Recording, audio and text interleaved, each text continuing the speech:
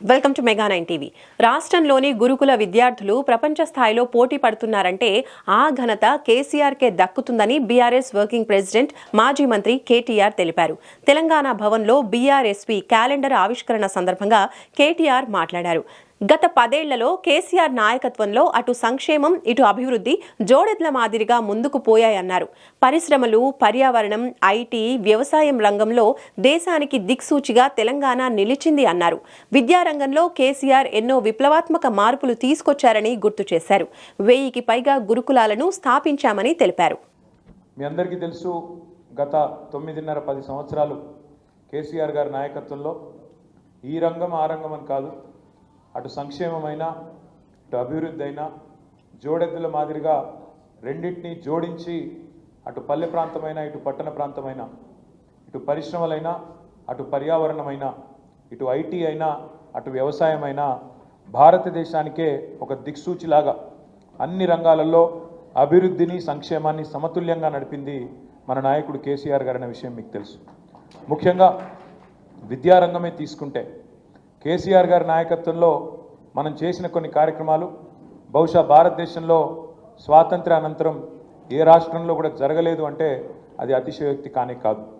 ఉదాహరణకి ఒక లెక్క చెప్పాలి అంటే, ఎందుకంటే మీకు తెలిస్తే మీరు 10 మందికి చెప్తారు కాబట్టి, మీ అందరికీ తెలుసు, గురుకుల పాఠశాలలే తీసుకుంటే మొత్తం భారతదేశంలో 1000 పైచిలకు గురుకుల పాఠశాలలు ముఖ్యంగా సమాజంలో విద్యకు దూరంగా ఉండి అణగారిన వర్గాలుగా గుర్తించబడ్డ వర్గాల నుంచి, ముఖ్యంగా దళితులు కానీ గిరిజనులు కానీ బలహీన వర్గాల పిల్లలు కానీ మైనారిటీ పిల్లలు కానీ వారికి ప్రభుత్వమే తల్లి తండ్రిగా ఉండి అన్ని సకల సౌకర్యాలు ప్రభుత్వమే కల్పించి వారిని ప్రపంచంతో పోటీపడే పౌరులుగా తయారు చేయాలనే ఉద్దేశంతో 1000 పైచిలకు గురుకుల పాఠశాలలు పెట్టిన ఘనత మన నాయకుడు కేసీఆర్ గారికి దక్కుతుందనే మాట నేను మళ్ళొకసారి మీకు గుర్తు చేస్తా ఉన్నాను.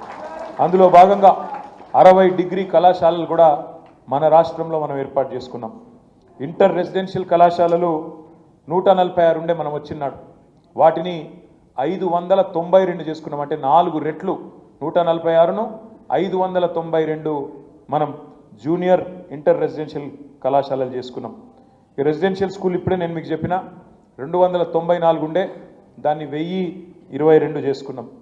మెడికల్ కాలేజీలు మన ప్రభుత్వం రాకముందు 65 ఏళ్లలో మొత్తం మన రాష్ట్రంలో మెడికల్ కళాశాలలు కేవలం 5 ఉండే. 5ను కేసీఆర్ గారి నాయకత్వంలో 33 మెడికల్ కాలేజీలు, జిల్లాకు ఒకటి చొప్పున మెడికల్ కాలేజీలు పెట్టిన ఘనత కూడా మన ప్రభుత్వానికి దక్కుతుంది. మెడికల్ కళాశాలలు మాత్రమే కాకుండా, ఎందుకంటే డాక్టర్లకు మరి తమ వృత్తిని సవ్యంగా చేయాలంటే నర్సింగ్ సిబ్బంది కూడా అవసరం ఉంటారు కాబట్టి 33 జిల్లాలకు 33 నర్సింగ్ కళాశాలలు కూడా ఏర్పాటు చేసిన ఘనత కూడా మన నాయకుడు కేసీఆర్ గారికి దక్కుతుందనే విషయం కూడా మీకు తెలుసు. వాటితో పాటు ఎన్నో విప్లవాత్మకమైన కొత్త ఆలోచనలు, ఒక ఫారెస్ట్ యూనివర్సిటీ, అదేవిధంగా ఒక హార్టికల్చర్ యూనివర్సిటీ, ఒక మహిళా యూనివర్సిటీ, ఇట్లా ఎన్నో రకాల ఆలోచనలు. అందులో మళ్ళీ మన తెలంగాణ ప్రముఖులు, తెలంగాణ పెద్దవాళ్ళ పేర్లు పెట్టుకొని ఆ విశ్వవిద్యాలయాలకు కూడా గౌరవించిన ఘనత మనది. హెల్త్ యూనివర్సిటీకి కాళోజీ నారాయణరావు గారి పేరు పెట్టుకున్నాం. వ్యవసాయ విశ్వవిద్యాలయానికి ప్రొఫెసర్ జయశంకర్ గారి పేరు పెట్టుకున్నాం. హార్టికల్చర్ యూనివర్సిటీకి పెద్దలు కొండా లక్ష్మణ్ బాపూజీ గారి పేరు పెట్టుకున్నాం. వెటర్నరీ యూనివర్సిటీకి బ్రహ్మాండంగా పివి నరసింహారావు గారి పేరు పెట్టుకున్నాం. ఆ రకంగా మరి ఎంతోమంది పెద్దలను, తెలంగాణ ప్రముఖులను కూడా స్మరించుకుంటూ గౌరవించుకుంటూ వారి కాంట్రిబ్యూషన్ను కూడా మన వచ్చే తరం పిల్లలకు కూడా తెలవాలన్న ఉద్దేశంతో విద్యను ఆ రకంగా ప్రాథమిక విద్య నుంచి మరి ఉన్నత విద్య దాకా అన్ని రంగాలలో కూడా మంచిగా ముందుకు తీసుకొని పోయే ప్రయత్నం చేసినాం.